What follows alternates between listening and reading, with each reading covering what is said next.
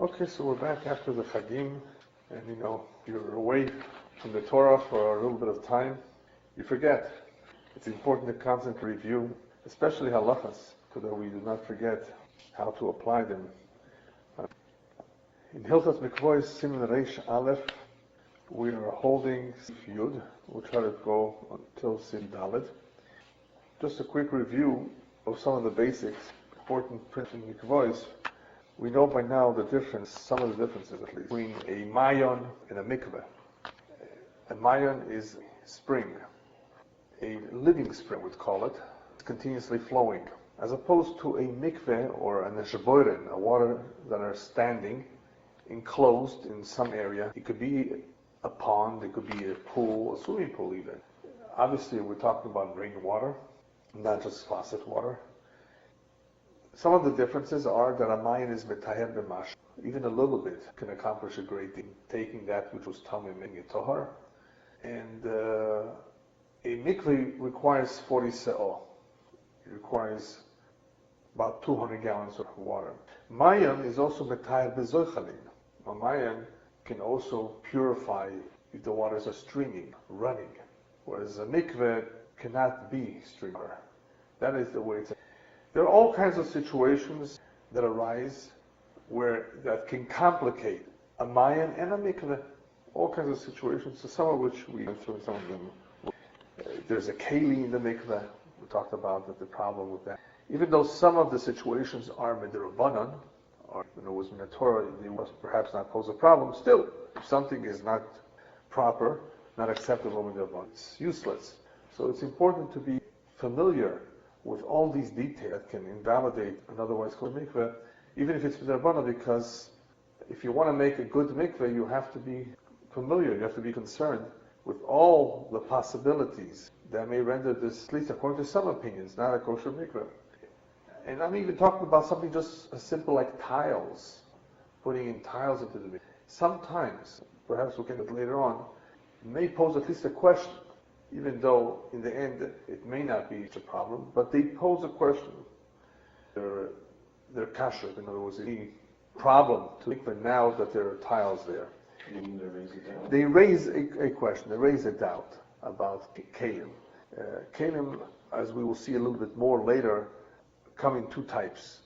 Actually becoming more than two types. For what we need to know now is there are some kelim that are mekabel tuma, and some kelim that are not mekabel tuma, and that sometimes makes a big difference if something is mekabel. Let me perhaps just, before we get into the halacha, I'll just give you an example of something that we'll see later on.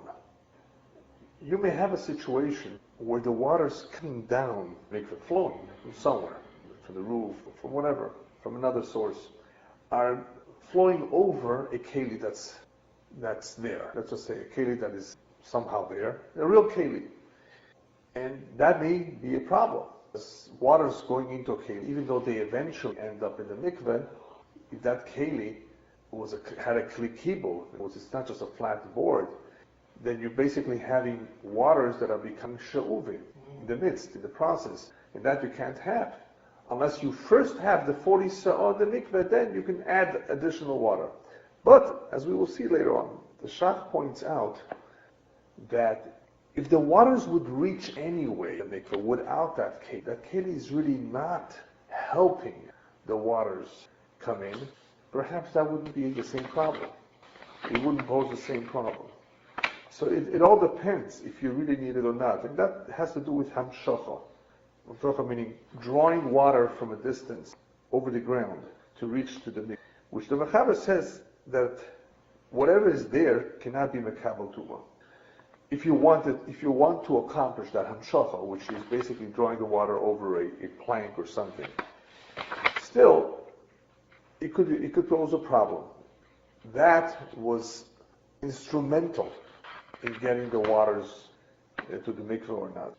Maybe I'll just read it for you so you can have a better understanding of what we're talking about. The Chaber in Sif Mem Ches says like this: Abo lehamshich mayim lemikveh. You want to be mamshich waters to the mikveh from a distance. Sorah shloya bedovra mekabel tuma. It has to be something that's not mekabel tuma.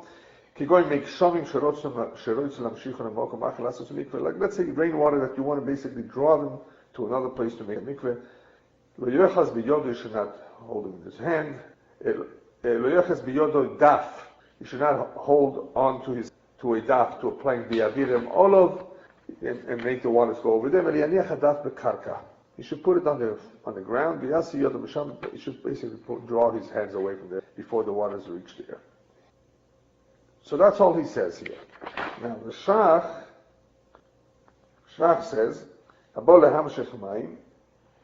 אפילו כשרים, צורך של, ומים שהוא בעניין שאין המים ראויים לא במקווה זולס על ידי המשוך או בכלי, זולס על ידי המשוך זו בכלי שמקבל טומאה. So we're talking about in a situation where the waters cannot come to the mikveh except על ידי המשוך זו בכלי שמקבל טומאה. הילקח אף על פי שהוא כלי שאינו עשוי לקבלו, so even though this kli is not עשוי to receive the water, since it's mekabel tuma poiseles, right? That was the mechaber's condition, that it cannot be mekabel tuma. But if the waters would come there anyway, so it would not invalidate the mikveh unless it somehow had a kibul, which is the only problem in that particular example. No kibul, you want to do hamshacha, Mechaber says, make sure that it's not mekabel tuma. But what if it is? So the Shach points out, if it's not so instrumental, then it doesn't make a difference. Well, that's good to know. Sometimes that may be the situation that you happen to have had something there that is not ideal for the mikveh. Yeah, but it wasn't instrumental. It didn't really affect it. Even though we will learn, we touched a little bit about it, that the hadiyoso, the beginning of the mikveh, has to be done 100% right. We will see that sometimes that is not going to be such a big deal. It's not going to pose a problem. I think we'll see one example today. All right, let's maybe see the mechaber and see. So here we have a situation. This is all from the Niddah, by the way, in Mikvaot. Let's say you have a spring that is being nimshach. The waters are being drawn from it to a brechas mayim. They're flowing into pool of water where they will be standing. Okay, so what is happening here? In other words, we start off with a mayan, which is great. It definitely has more benefits than a mikveh. It also could be advantageous if that mayan contains mayim chaim, which is another category, an even higher category, which is good for a zav, for a mitzorah, or to make the waters of the afer, of the afer of the red cow. When you're making mechatas, you need mayim chaim. There are certain situations where the Torah calls for mayim chaim, living waters, continuously connected to the mayim, not disconnected. They have to be fresh, as we've covered before. The requirements are a little stricter than just plain mayim. But here we're not talking about mayim chaim. It's not really relevant so much.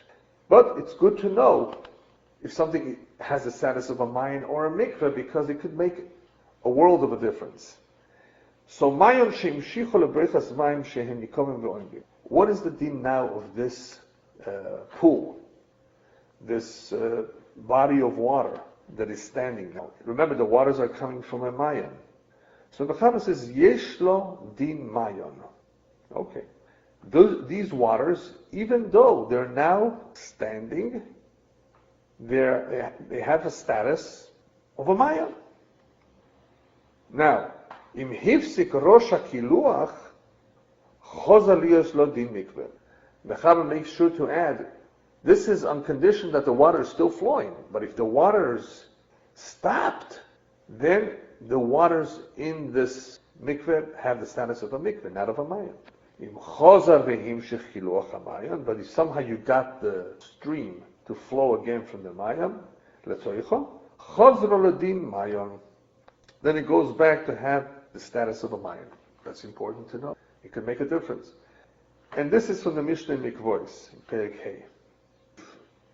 The mikveh over here, the status is the status of a mayam, because that's where the water is coming from, or not, will depend on whether the flow stopped.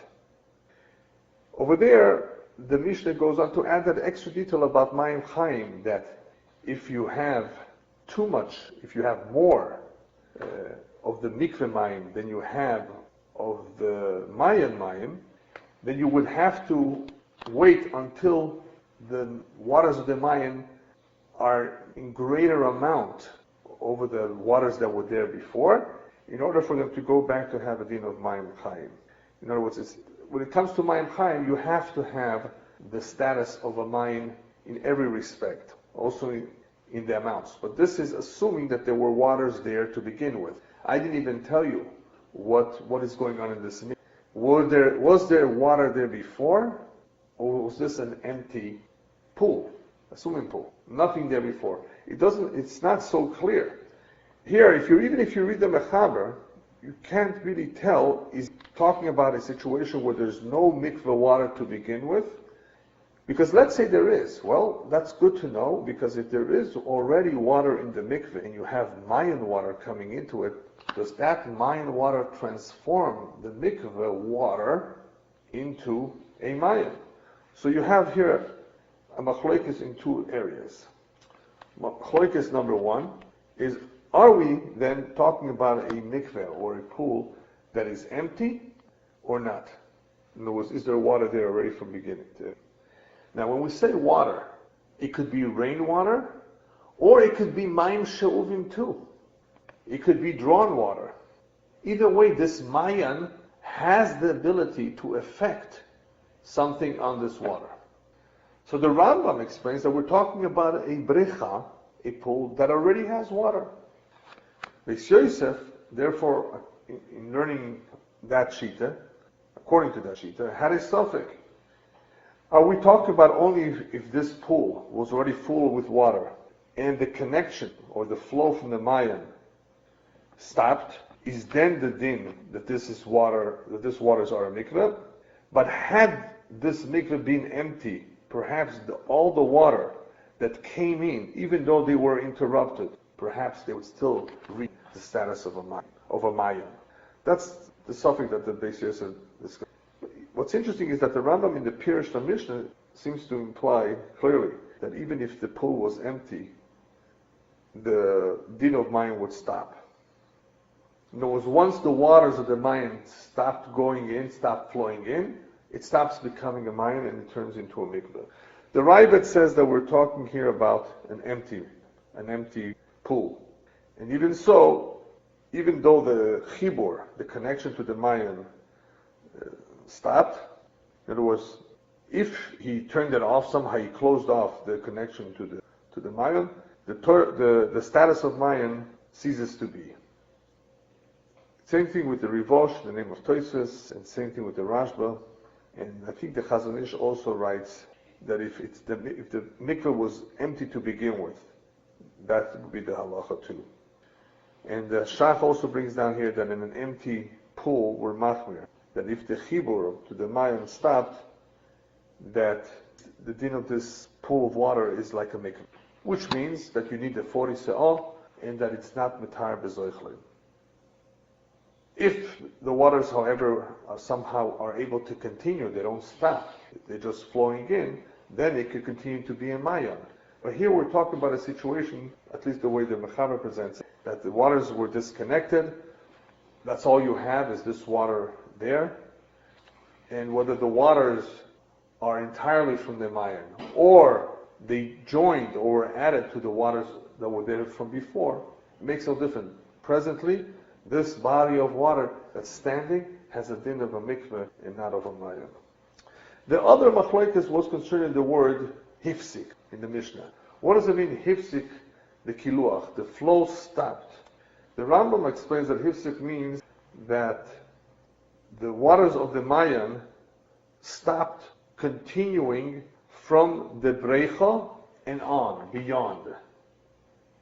In other words, they're still continuing inside, but they stopped going beyond this pool.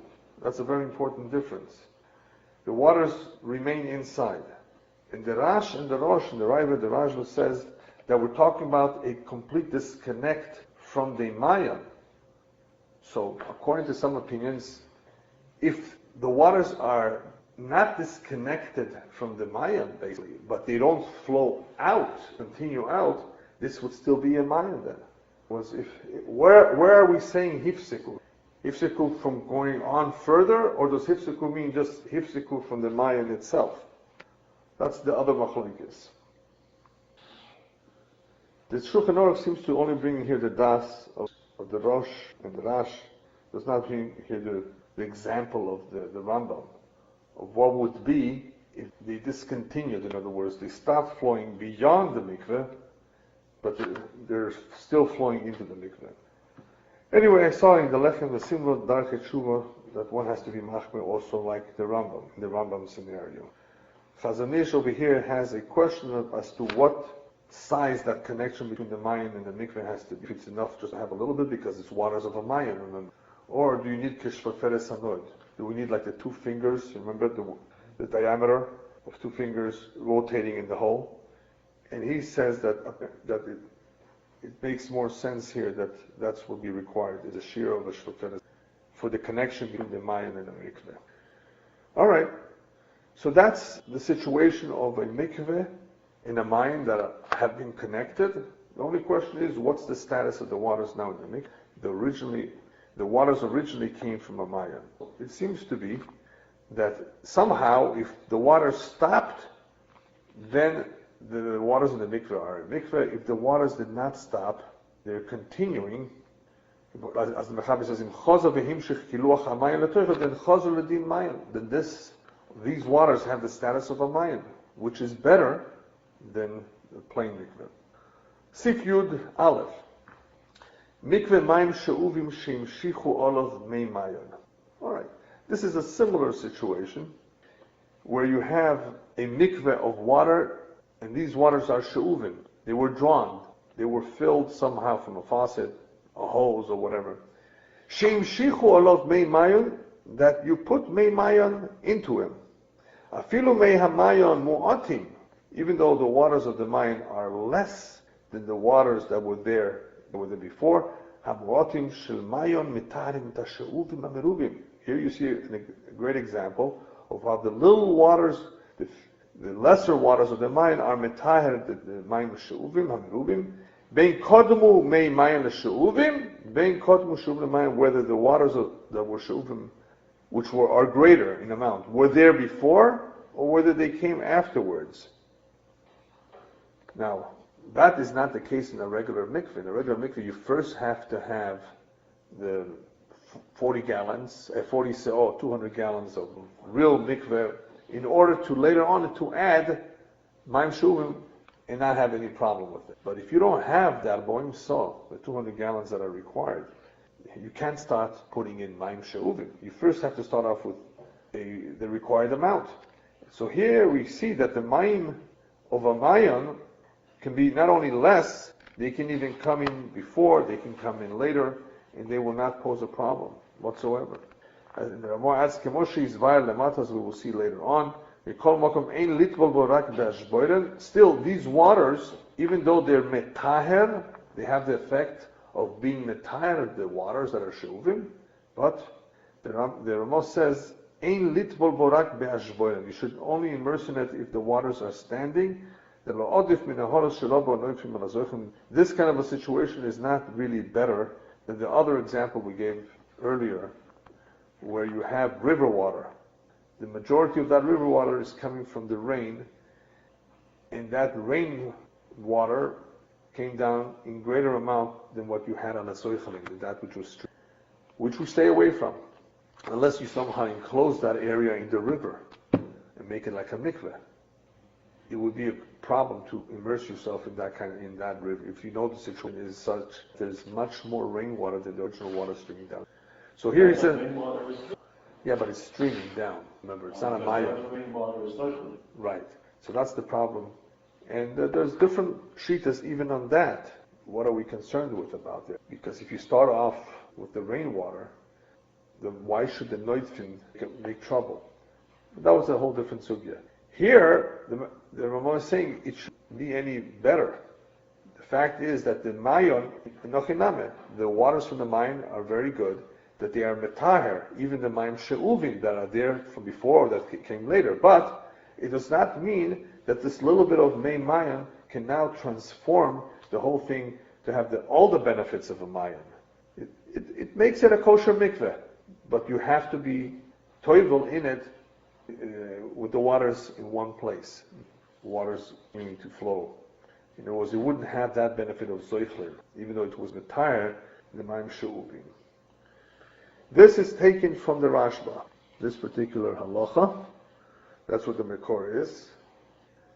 And as we've already seen in the Mishnah, that a mayon, that you added a lot of maim she'uvim, the mayon is machshir, all the she'uvim, shenizru b'toichol. Nizru is a concept that we also find sometimes in Hilchos Mikvaot. It has certain benefits. Nizru meaning that they were planted.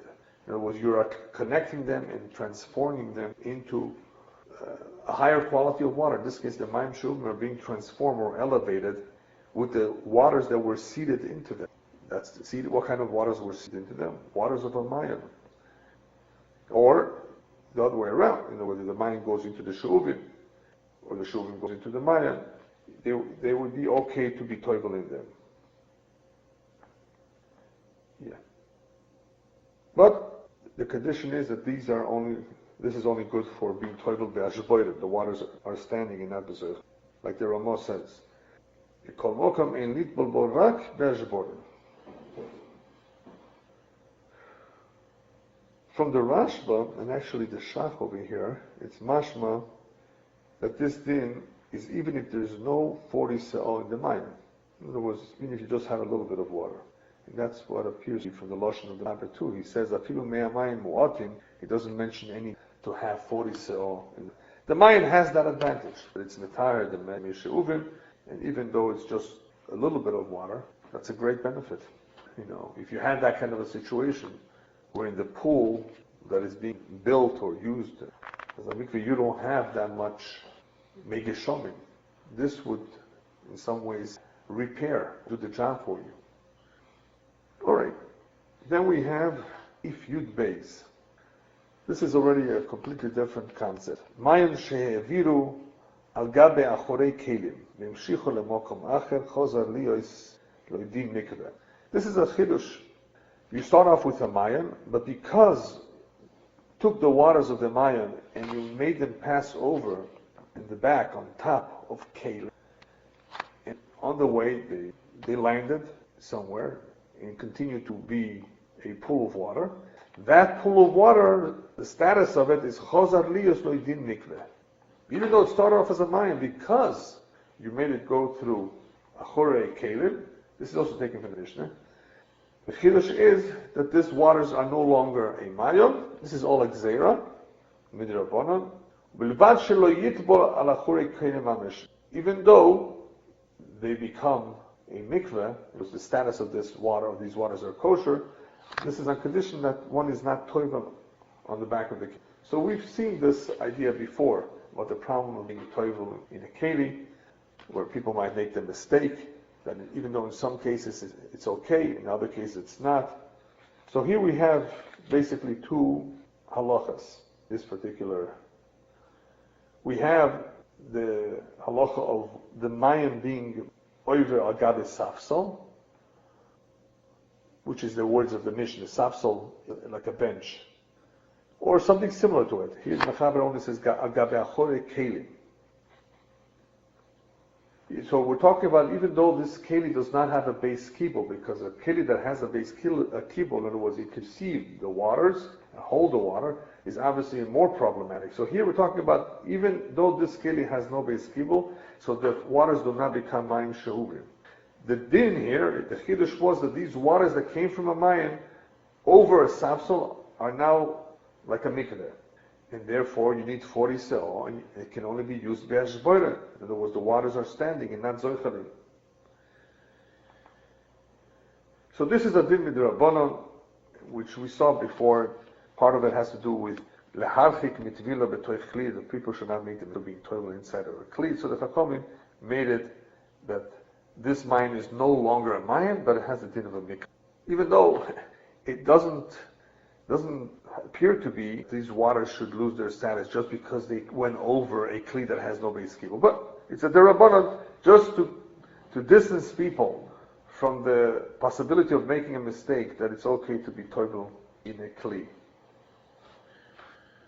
But they were not goyzer here to give these waters that came from a mine a din of mayim she'uvin.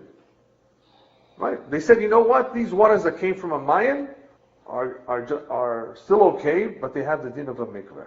That was the first din learned from the Mishnah.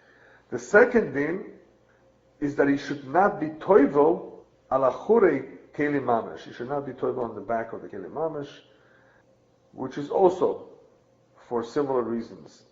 The Rosh brings down that it all really makes a difference when talking about a keli if the waters of the mikveh are surrounding the keli from all the sides, because then it appears that he's being toivel in the keli. I'm sorry. In that case, does not appear that he's being toivel in the keli. If the waters completely surround the keli, it's okay. But wherever the mikveh does not completely surround the keli, in that case, it looks much more like he's being toivel on top of a keli. So that's the distinction the Rosh makes, where something is acceptable or not. Anyway, that's pretty much the halacha here, that the smayan loses the status because of its waters going on top of a keli, even though this keli does not have a base kibul. But it's still kosher as a mikveh. Sif Yud Gimel, Mayan sheyored me'ahar tipin. This is another very interesting halacha. And what we're seeing here is how a mayan, even though something starts off as a mayan, how its status is affected in various ways. We saw how the status was affected on top of a keli, if those waters went over a keli, and now we're introduced to a whole different idea. What happens to a mayan that is not coming down or flowing, but it's a mayan sheyored me'ahar tipin, drops. Like you've ever seen, your faucet, you open up a faucet, there's no pressure, or that the piping is somehow clogged, and you can't get too much water at one time. It's very uncomfortable to take a shower that way. But you can fill a bathtub with it. Just takes a while. Yeah, sure. So, l'chora, maybe it shouldn't make a difference, since eventually it fills up. What do I care if it's coming out teeping? But that's the halacha. The halacha is that we hold that a mayan sheyored me'ahar, a spring that's coming down from the mountain, teeping behefsek, in other words, and it's stopping, yesh lo din mikveh. It has a din of a mikveh. Ela im ken yored bekiluach velo hefsek. Unless it's continuously streaming without any interruption. So here you have a valid mayan, a good mayan. The origin of these waters is a mayan. But because the waters are being in, there's a hefsek, it's coming down only tipping. It loses the status of a mayan and only has the status of a mikveh. So, again, a mikveh requires 40 se'ah, and it's only matayr dash boren. It can no longer be good. So it started off like a mayan, but because it's tipping, it doesn't help. Also from the Mishnah. And the last Mishnah here is Yudalet. Noitfim sha'ason zoichlim. This is also an important halacha, that let's say you took noitfim. What's noitfim? Noitfim is waters that are raining down, drips, drops, and you somehow, through some mechanism, you cause them to be zoichlim. So he gives an example. Here the Mechaber makes certain that we're talking about a tavlo. I guess you can call it a plank or a flat surface, but it's of cheres, earthenware. Chaloko, smooth. So you're placing it by the noitfin, and you're causing that to be zoichlin. So kegoin shesomach lemokom aminatev tavlo shecheres chaloko varei hamayim zoichlin v'yordim aleho. And now you're causing the opposite situation. Noitfim to become zoichlin. V'yordim aleho hareihem kshedim. They're kosher. V'chol dover shemekabel tumo v'afilu medivrei soifim en maschilin boy. And it's something that is mekabel tumo. You don't use it to be maschil, the water to it. But zoichlin shekolchon ba'aleg egos kshedim. Zoichlin, waters that are running down, flowing, that were somehow fed through, allowed to run or flow on top of the leaves of a walnut, they're kosher. So that's not a davar shemekabel tuma. So what happened over here? What does he want to do? He wants to accomplish here that these noitrim should be zoiflim. He could do that. He brings a tabla shel cheres, and that's what he accomplished. That yordim, that the mayim zoiflim yordim aleim ksherim, they're kosher. And what that means is that not that they're just kosher, that shem zoiflim aleihem. It's like going down the kiluach b'li hefsek. However, let me just see. Yeah. So anyway, so this would be like a continuation from the previous halacha that we had mayon that comes down teep, and as a result of that, it loses the status of a mayon and becomes a mikveh because it's not coming down b'kiluach. Here, the idea is that if you put a tabla shel cheres, you can make them into a zoiflim. Now, later on, the Mechaber says in Sif Mem Tes, when talking about hamshocha is taking water from another location and letting it run on the surface of the ground, which is sometimes a good idea to complete the mikveh. There was a problem if it was a davar mekabel tuma, we said. But the Mechaber says, that problem that he mentioned, the concerns that davar mekabel tuma is only by rainwater, if you want to be mamshich. If you are being mamshich, the water from an already established mayon or an already established kosher mikveh, even though what you have for the amshoch is a davar mekabel tuma, it would be okay. Because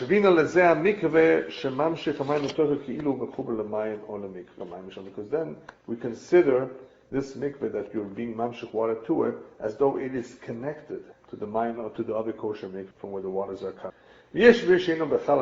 Some of course don't make a difference whether the waters are from the mayon or from the mikveh or whether they're coming from the rain. In order to create or establish a new kosher mikveh, it has to be, from the very start, it has to be done the proper way. Okay, I think we can stop over here.